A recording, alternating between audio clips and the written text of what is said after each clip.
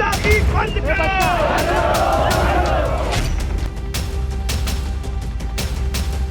नुपुर का विरोध करने वालों की खुल रही है पोल। नुपुर शर्मा को गिरफ्तार करो।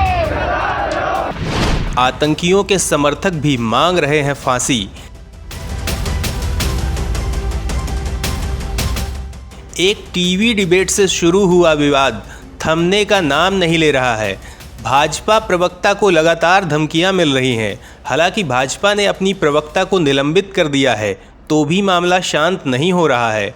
भाजपा प्रवक्ता के समर्थन में सोशल मीडिया पर कुछ पोस्ट करने के कारण राजस्थान और महाराष्ट्र में हत्याएं तक हो गईं। आपके मन में कुछ सवाल ज़रूर उठ रहे होंगे कि पूरा मामला क्या है, जिसके बाद देश में इस तरह की घटनाएं सामने आई हैं और इतना हंगामा मचा हुआ है। आपको बता दें कि दरअसल इस मामले की शुरुआत ज्ञानवापी में शिवलिंग मिलने के बाद शुरू हुई। ज्ञानवापी में शिवलिंग मिलने के बाद उसके बारे में टीवी डिबेट चल रही थी, जिसमें दोनों ओर से सवाल जवाब हो रहे थे। उसी टीवी डिबेट को लेकर मुस्लिम समुदाय ने विरोध करना शुरू किया। कई शहरों में इसे लेकर प्रदर्शन भी हुए और मामला लगातार संगीन होता चला गया। दुनिया के तमाम लोगों ने इस मामले में समर्थन और विरोध किया है। कुछ लोगों का कहना है कि डिबेट में वही कहा गया जो किताबों में है, तो कुछ लोगों को लहजे पर आपत्ति है। कुछ लोग ये भी कह रहे हैं कि जब नुपुर शर्मा ने माफ़ी मांग ली है तो मामले को यहीं ख़त्म कर देना चाहिए, जबकि कुछ लोग फांसी की मांग कर रहे हैं। सवाल ये उठता है कि क्या इस तरह की बातों के लिए किसी को फांसी देना जायज़ है? और सबसे बड़ी हैरान करने वाली बात तो ये है कि इस तरह की मांग कुछ ऐसे लोग भी कर रहे हैं जो याकूब मेमन और अफजल गुरु की फांसी की सज़ा का विरोध कर रहे थे।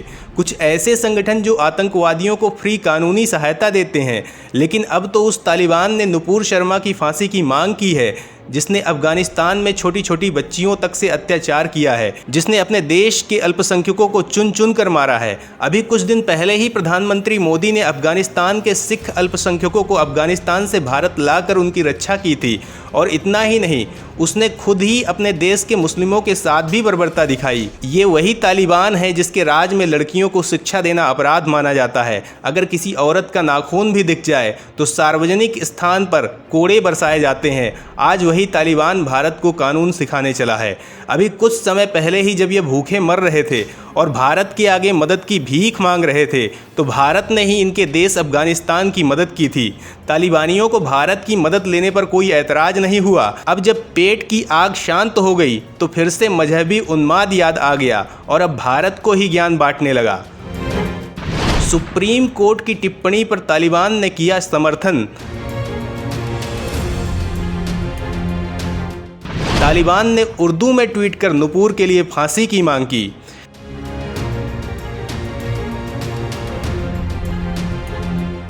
दोस्तों, दुनिया भर में ये मशहूर है कि तालिबान इंसानियत का दुश्मन है। उसने तमाम बेगुनाहों के कत्ल किए हैं, लेकिन आज वही तालिबान एक ऐसी मांग कर रहा है जिसका उसे कोई हक नहीं है। आप ये सोच रहे होंगे कि तालिबान ने ऐसी क्या मांग की है और तालिबान ने भारत के सुप्रीम कोर्ट की तारीफ क्यों की है। आपको बता दूं कि राजस्थान में हुई हत्या के लिए सुप्रीम कोर्ट के जस्टिस सूर्यकांत ने नुपुर शर्मा को जिम्मेदार ठहरा दिया था और उन्हें देश से माफ़ी मांगने के लिए कहा था। सुप्रीम कोर्ट के इसी फैसले का तालिबान ने समर्थन किया है। साथ ही उसने नुपुर के लिए फांसी की मांग की है, जिसका उसे कोई अधिकार नहीं है। सुप्रीम कोर्ट ने नुपुर शर्मा के बयान की आलोचना करते हुए उस याचिका को भी खारिज कर दिया था जिसमें उन्होंने सभी केसेस को दिल्ली में ट्रांसफ़र करने की मांग की थी। अब तालिबान ने कहा है कि वह भारतीय सुप्रीम कोर्ट के इस बात से सहमत है कि नुपुर शर्मा के बयान ने भारत में आग भड़काई है, लेकिन आगे तालिबान ने कहा है कि पैगंबर के अपमान के लिए नुपुर शर्मा को माफ़ी नहीं मिलनी चाहिए। भारतीय सुप्रीम कोर्ट के न्यायमूर्ति सूर्यकांत ने कहा था कि नुपुर शर्मा की ढीली जीभ ने सभी परेशानी पैदा कर दी है और उसे अपने कार्यों के लिए राष्ट्र से माफ़ी मांगनी चाहिए। तालिबान के प्रवक्ता जबीहुल्लाह मुजाहिद ने ट्विटर पर नुपुर शर्मा की एक तस्वीर भी पोस्ट की, जिसमें नुपुर की तस्वीर पर एक आदमी पैर रख रहा था और उस तस्वीर में नुपुर शर्मा को गिरफ्तार करने की मांग की गई थी। वहीं सबसे खास बात यह है कि तालिबान के प्रवक्ता ने अपने इस पोस्ट को अफगानिस्तान की स्थानीय भाषा पश्तो में नहीं पोस्ट करते हुए उर्दू में पोस्ट किया, जो एक तरह से साफ संदेश दे रहा है कि वह किन लोगों को संबोधित कर रहा है। जब तालिबान जैसे संगठन नुपुर के लिए इस तरह की मांग कर रहे हैं, तब दुनिया में कुछ ऐसे लोग भी हैं जो लगातार नुपुर का समर्थन कर रहे हैं। आप सोच रहे होंगे कि ऐसे कौन से लोग हैं और किस देश से ताल्लुक़ रखते हैं, और इन सवालों का जवाब जानने के लिए वीडियो को अंत तक देखिए। डच सांसद ने हिंदुओं को अपनी रक्षा के लिए किया आगाह। नुपुर शर्मा को बताया हीरो, कहा उसने कुछ गलत नहीं कहा। पाकिस्तान ने विल्डर्स पर कड़ा विरोध जताया। नुपुर शर्मा का समर्थन करने वाले नीदरलैंड के सांसद गीट विल्डर्स का भी विरोध शुरू हो गया है। हालांकि दोस्तों, ये सांसद न पाकिस्तान से डर रहा है और न ही दुनिया के बाकी देशों से, बल्कि अब इसने जो कुछ कहा है वो लोगों को खूब पसंद भी आ रहा है।